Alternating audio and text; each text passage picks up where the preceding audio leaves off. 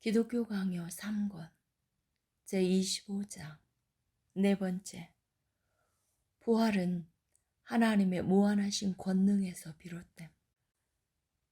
우리는 지금까지 부활을 증명하려면 우리의 지각이 하나님의 무한하신 권능을 향해야 함을 말하였다. 바울은 이를 다음과 같이 간략하게 가르친다.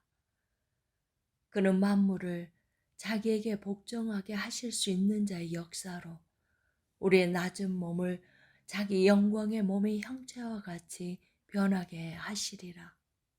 따라서 그 위대함으로 우리의 지각을 삼켜버리는 측량할 수 없이 놀라운 기적이 우리 앞에 놓여 있음에도 불구하고 그것을 단지 자연적으로 일어날 수 있는 일같이 여긴다면 이보다 더 부적절한 생각은 어디에도 없을 것이다.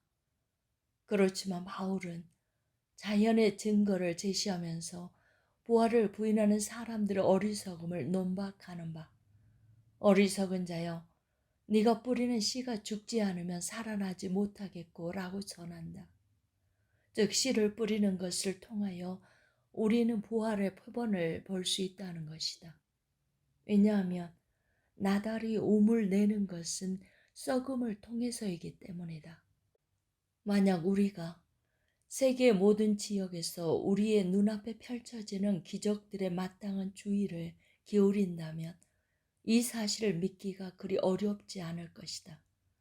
그러나 그 누구도 기이함에 사로잡혀 경탄을 바라지 않거나 하나님의 능력에 마땅한 영광을 돌리지 않고서는 앞으로 있을 부활에 대해서 아무 감화도 받을 수 없다는 사실을 기억하도록 하자. 이사야는 이 확신에 고양되어서 죽은 자들은 살아나고 그들의 시체는 일어나리이다. 티끌에 누운 자들아 너희는 깨어 노래하라 라고 외친다. 시편에서 전하듯이 다윗은 절망적인 상황에서 자신을 일으켜 세워 생명의 조성자이신 여호와를 향한다. 사망에서 벗어남이 그로 말미암기 때문이다. 욥도 역시 사람이 아니라 시체와 같이 된 가운데서도 하나님의 권능을 의지하고 그 날이 오면 자기가 높이 들려 순전하게 될 것임을 의심하지 않는다. 내가 알기에는 나의 대속자가 살아계시니 마침내 그가 땅 위에 서실 것이라. 내 가죽이 벗김을 당한 뒤에도 내가 육체 밖에서 하나님을 보리라. 내가 그를 보니 내 눈으로 그를 보기를 낯선 사람처럼 하지 않을 것이라. 우리의 대적자들은 이 본문들을 아주 교묘하게 왜곡시켜 마치 그것들을 부활에 적용시키는 해석이 불가하기라도 하듯이 여긴다. 그러나 그들은 자기들이 버리고자 하는 것을 오히려 확정하게 된다. 왜냐하면 거룩한 사람들은 자기들에게 악한 일들이 닥칠 때 다른 무엇도 아닌 오직 부활과 유사한 것을 통하여 위로를 얻고자 간구하기 때문이다. 이 사실은 에스겔이 전한 말씀에서 더 잘 인식된다. 유대인들이 자기들의 귀환에 대한 약속을 물리치고 귀환의 길이 열리는 것보다 죽은 사람들의 무덤으로부터 나오는 것이 더 그럴듯하다고 반박했을 때 선지자에게는 하나님의 명령으로 살과 힘줄을 받게 될 마른 뼈들이 지면에 가득한 환상이 주어졌다. 선지자는 이 형상을 통하여 그 백성에게 귀환에 대한 소망을 진작시키시는데 그들의 소망거리를 부활로부터 취한다. 이는 신자들이 이 세상에서 느끼는 모든 해방 중에서 으뜸가는 모범이 부활이라고 여기기 때문이다. 마찬가지로 그리스도는 복음의 음성은 생명을 살리는 것이라고 가르치신 후에 유대인들이 그것을 받아들이지 않자 즉시 다음과 같이 덧붙이신다. 이를 놀랍게 여기지 말라. 무덤 속에 있는 자가 다 그의 음성을 들을 때가 오나니 부활로 나오리라. 그러므로 바울의 예를 쫓아 전쟁 가운데 있는 우리도 이제 열성을 다하여 승리하도록 하자. 왜냐하면 미래의 삶을 우리에게 약속하신 분은 자기가 맡기신 것을 친히 지키실 능력을 지니고 계시기 때문이다. 그러므로 의로우신 재판장이 우리의 것으로 삼으실 의의 면류관이 마련되어 있음을 즐거워하도록 하자. 그렇기 때문에 우리가 겪는 환난은 그것이 무엇이든지 간에 앞으로 다가올 삶을 우리에게 미리 보여준다. 그리스도는 자기의 능력으로 천사들과 함께 불꽃 가운데 나타나실 때 우리에게 환난을 가하는 불의한 자들에게는 환난으로 갚으시고 불의하게 환난을 겪는 우리에게는 안식으로 갚으신다. 이는 하나님의 본성에 부합한다. 그러나 우리는 사도가 바로 이어서 전하는 그가 강림하사 그의 성도들에게서 영광을 받으시고 모든 믿는 자들에게서 놀랍게 여김을 얻으시리니 라는 말씀을 붙들어야 하며 이는 그들이 복음에 대한 믿음을 가졌기 때문이라는 점을 상기해야 한다. 다섯 번째, 택함 받은 자들의 복락과 유기된 자들의 형벌은 영원함. 사람들은 끊임없이 부활을 마음속에 담고 이에 대하여 온갖 열의를 쏟았어야 함에도 불구하고 마치 그것에 대한 모든 기억을 지워버리려고 온갖 수고를 마다하지 않는 듯이 행했다. 그들은 죽음을 모든 것의 한계선이자 사람의 멸망이라고 불렀다. 솔로몬은 다음과 같이 전하면서 사람들이 일반적으로 받아들이는 입장을 표현한다. 산개가 죽은 사자보다 낫기 때문이니라. 또 다른 곳에서 인생들의 혼은 위로 올라가고 짐승의 혼은 아래 곧 땅으로 내려가는 줄을 누가 알랴라고 말한다. 모든 세대를 통해 이런 야수적인 우매함이 널리 행행했으며 심지어 교회 속으로도 파고 들어왔다. 우리가 보듯이 사두개인들은 감히 부활이 없다고 공공연히 주장한다. 또 영혼도 멸한다라는 것이다.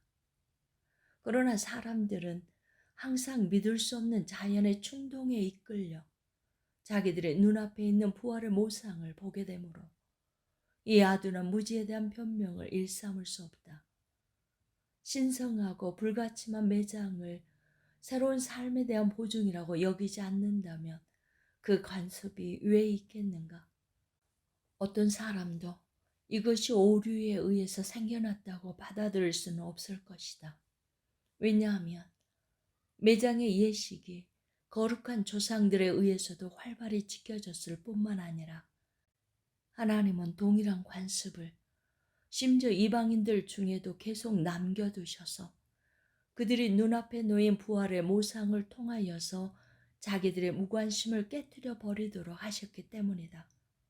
그러나 더 이상 이 의식은 유익함이 없어졌음에도 불구하고 그 목적을 사려 깊게 돌아보게 되면 우리에게 유용하지 않은 것은 아니다.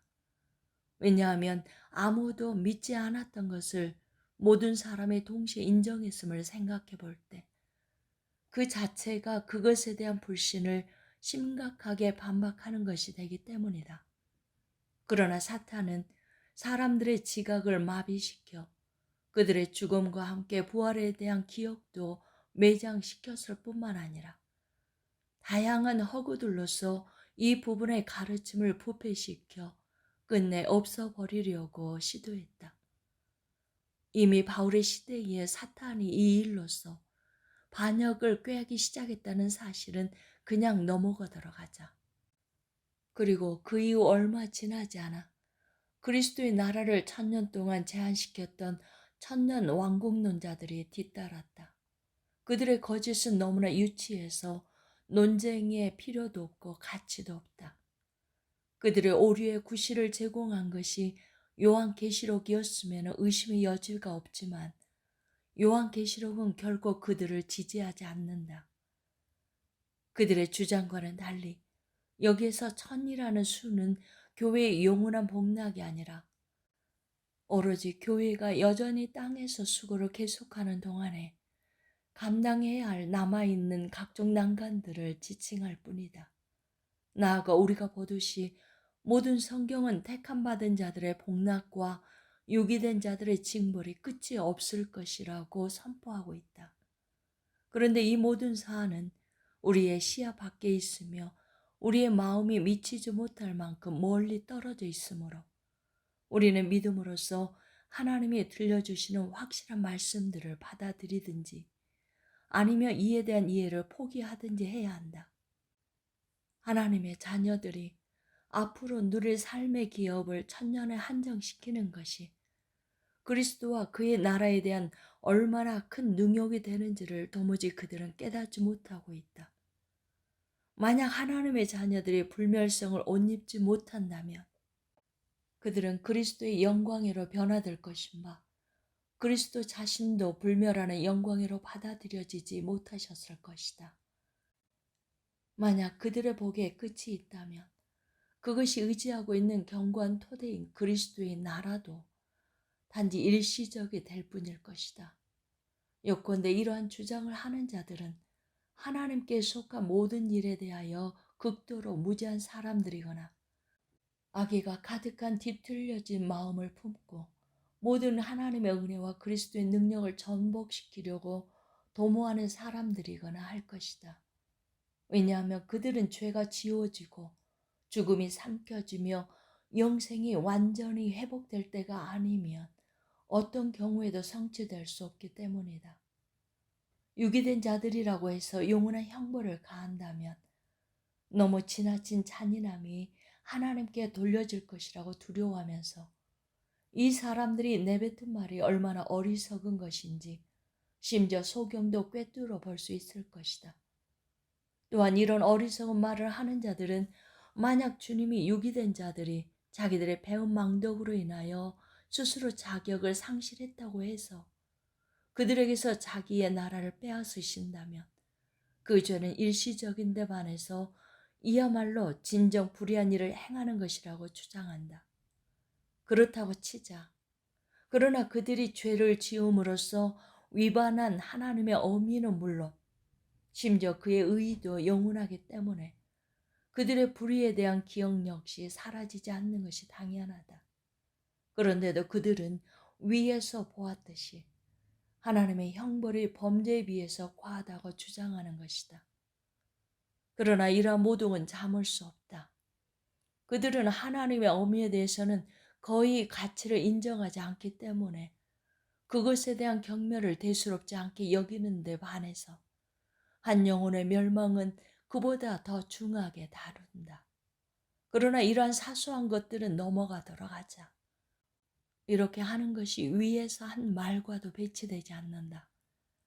괜히 이러한 망상들을 다루어 우리가 그것들의 무슨 논쟁의 가치라도 부여하는 듯이 보이도록 할 필요가 없을 것이기 때문이다. 6번째, 영혼의 불멸상과 몸의 부활. 이것들 외에도 사악한 호기심을 지닌 사람들은 두 가지 망상에 빠져 기만을 일삼았다. 어떤 사람들은 사람이 죽으면 영혼과 몸의 전인이 멸망하듯이 여기고 영혼도 몸과 함께 부활할 것이라고 생각했다. 다른 사람들은 영이 불멸하다는 것을 인정하면서 영이 새로운 몸을 입게 될 것이라고 생각했다. 이렇게 보면 육체의 부활 자체가 부인된다. 전자에서는 사람의 창조를 다루면서 다소 다룬 적이 있었다. 그러므로 여기서는 이러한 입장을 주장하는 것이 얼마나 야수적인 오류를 범하는 일인지 독자들에게 다시 권고하는 정도로 충분할 것이다. 이렇게 보는 자들은 하나님의 형상에 따라 형성된 영을 단지 현세의 삶 동안에만 몸에 생기를 부여하고 덧없이 사라지는 호흡에 불과한 것으로 만들고 성령의 전을 깨뜨려 소멸시키고 끝내는 신성이 최고의 빛을 비추며 불멸의 표지들이 뚜렷이 자취를 드러내는 영의 선물을 우리의 한 부분으로 제거해버리고 만다. 이렇게 되면 몸의 신분이 영혼의 신분보다 더 낮고 더 뛰어나게 될 것이다. 이와는 아주 달리 성경은 우리의 몸을 집과 비교해서 우리는 죽을 때 그곳을 떠난다는 점에 있어서 야생 동물과 다를 바 없다고 전한다. 예컨대 베드로는 죽음이 가까워진 것을 장막을 벗어날 것이 임박했다고 전한다. 진정 바울은 신자들에 대해서 만일 땅에 있는 우리의 장막집이 무너지면 하늘에 있는 집이 우리에게 있는 줄 아느니라 라고 전한 후 우리가 몸으로 있을 때에는 주와 따로 있는 줄을 아노니 우리가 원하는 바는 차라리 몸을 떠나 주와 함께 있는 그것이라 라고 선포한다. 만약 영혼이 몸이 없을 때에도 더 오래 남아 존재할 수 없게 된다면 그것이 몸과 분리되었을 때 하나님과 함께 있게 된다는 하나님의 말씀이 무슨 의미가 있겠는가? 사도는 우리가 의인의 영들과 함께 모였다고 가르침으로써 이에 대한 의심을 완전히 불식시킨다. 이 본문들을 통하여 사도가 뜻하는 바, 비록 죽었다고는 하나 우리와 함께 동일한 경건을 함양해 가고 있는 거룩한 조상들과 우리는 한 몸이 되었기 때문에 만약 우리가 그들과 결합되어 있지 않다면 그리스도의 지체들이 될 수 없을 것이다. 또한 만약 영혼이 육체를 벗은 후에도 여전히 그 자체의 본질을 보유하고 복된 영광을 받아들일 수 있는 능력을 지니고 있지 않았다고 한다면 그리스도는 강도에게 오늘 네가 나와 함께 낙원에 있으리라 라고 말씀하시지 않았을 것이다. 이렇듯 분명한 증언들에 의지해서 우리는 어떠한 의심도 없이 그리스도 예를 따라 우리의 영혼을 하나님께 맡기고 스데반의 예를 따라 그것을 그리스도의 보호에 맡겨야 한다. 그리스도는 신실한 분으로서 영혼의 목자와 감독이라고 칭함을 받으심에 마땅하다. 그런데 영혼의 중간 상태에 대해서 호기심을 더하며 질문을 던지는 것은 합법적이지도 유익하지도 않다. 많은 사람들이 영혼이 어디를 차지하고 있으며 이미 하늘 영광을 누리고 있는지 아닌지에 대해서 논쟁을 벌이느라 지나친 고통을 당하고 있다. 그러나 하나님이 알도록 허용하시는 것 이상으로 알려지지 않은 것들에 대해서 묻는 것은 어리석고 무모한 짓이다. 성경은 그리스도가 영혼과 함께 계시며 그것을 낙원으로 받아들이심으로써 위로를 얻게 하시지만 유기된 자들의 영혼은 마땅히 받아야 할 극심한 형벌을 받게 하신다고 전하는 것 이상으로 나아가지 않는다. 어느 교사와 선생이 하나님이 감추신 것을 우리에게 드러낼 것인가? 장소에 대해서 질문을 던지는 것도 결코 그 어리석음과 헛됨이 덜하지 않다. 왜냐하면 우리의 영혼이 몸과 동일한 차원에 있지 않음을 알고 있기 때문이다. 성경은 성도들의 영이 복되게 모인 곳을 아브라함의 품이라고 부른다. 이는 우리가 이 나그네의 삶을 마친 후 우리 모두의 조상인 그에 의해서 받아들여져 그의 믿음의 열매를 함께 누리게 된다는 사실을 우리에게 확신시키기에 충분하다. 한편 성경은 우리가 그리스도 오심을 대망하며 기다릴 것을 도처에 지시하고 영광의 면류관을 그때까지 계속해서 미루어 둔다. 그러므로 우리는 하나님이 우리를 위하여 규정하여 두신 한계에 만족하도록 하자. 즉 경건한 자들의 영혼은 군사의 수고를 다 마친 후에야 안식으로 들어가서 그곳에서 복된 즐거움을 누리면서 약속된 영광의 열매를 대망하게 되므로 그리스도가 나타나실 때까지는 그 모든 것이 유예된 채로 계속해서 머물러 있게 된다는 사실에 만족하도록 하자. 이에 반해서 유기된 자들은 의심할 여지 없이 유다가 가리키는 마귀들과 동일한 처지에 놓여 있는 자들로서 자기들에게 부과된 형벌을 끌려가서 치르기까지 계속해서 사슬에 얽매인 채 머물러 있게 된다.